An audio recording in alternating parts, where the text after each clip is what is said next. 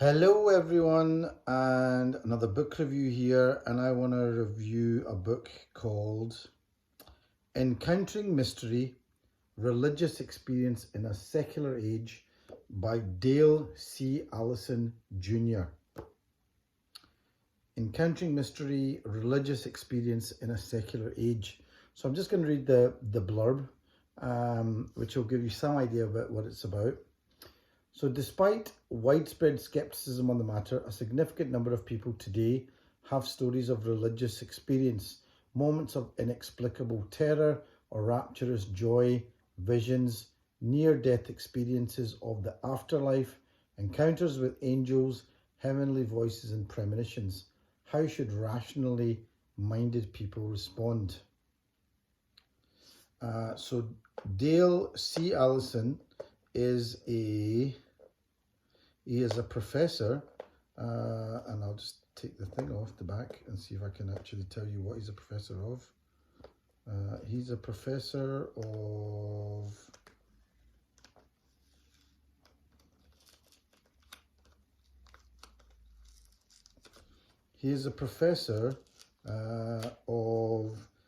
is the Richard J. Dearborn Professor of New Testament Studies at Princeton Theological Seminary. So Dale C. Allison is somebody who is a Christian, and he has basically tried to look at what people describe as religious experiences. So things like mystical experiences that they can't normally describe. So things like angels appearing, premonitions, near-death experiences.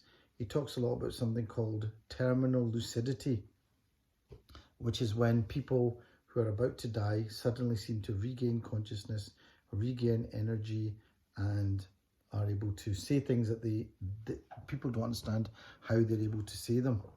So what he says is that this is not an introduction to anything.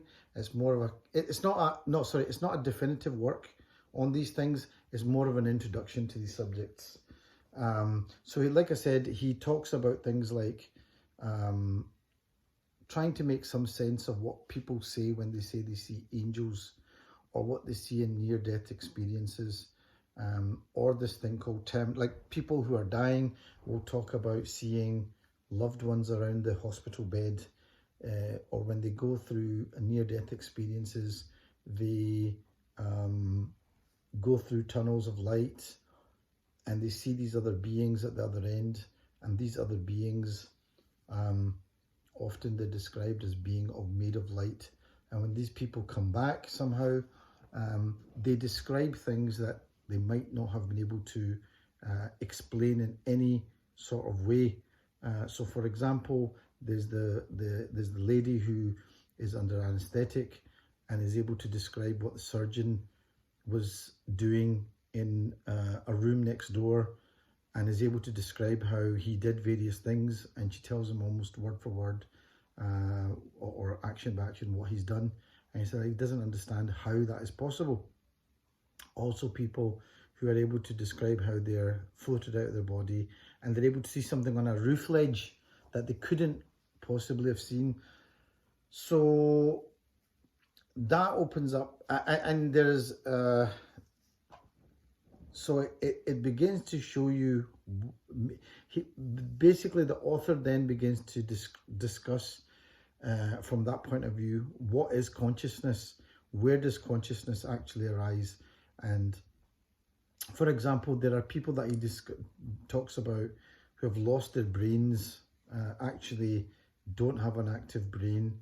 Most of it's replaced by mush or liquid, and somehow are able to, just before death, be able to have a rational conversation and chat with everybody around them, or they're able to carry on functioning and they don't quite understand how they're functioning.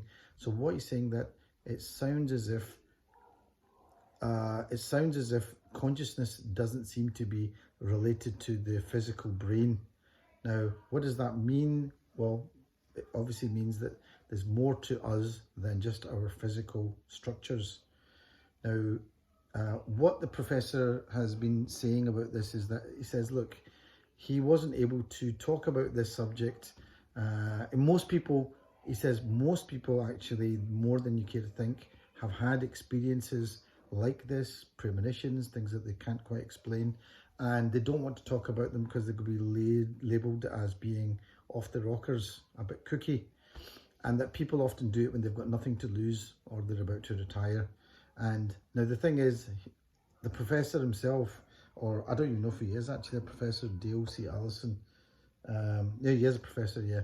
He himself actually admits to having done that. So he says he's retired and he doesn't care now.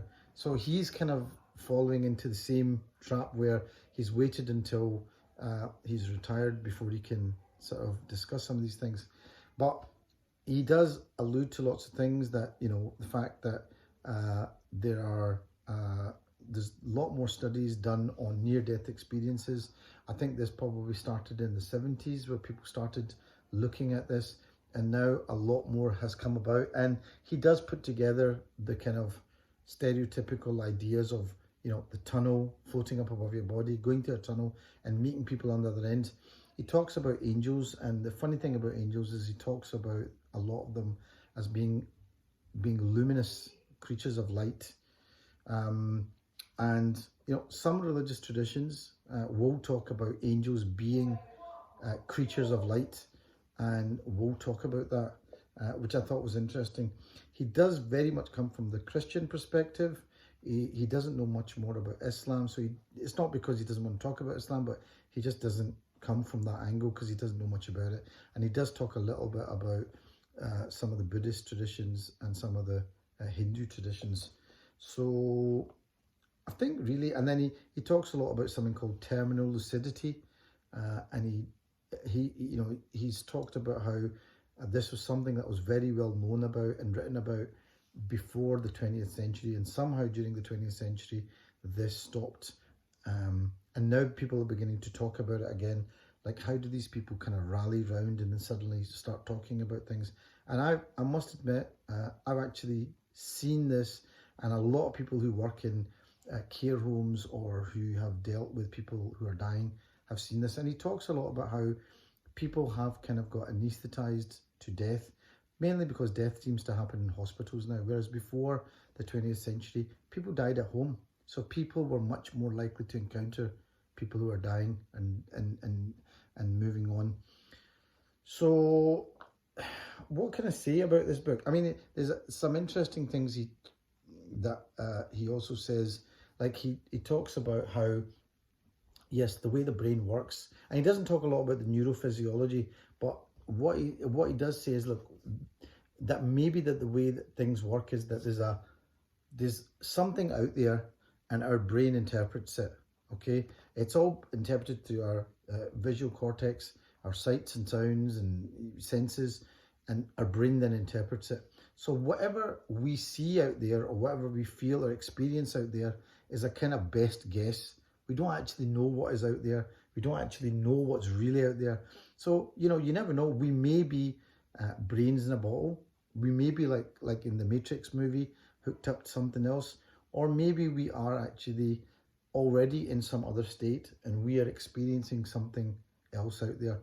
And I know there's things that other people can talk about, but he did say, but you know, it's an interesting discussion that maybe what we're experiencing is a best guess.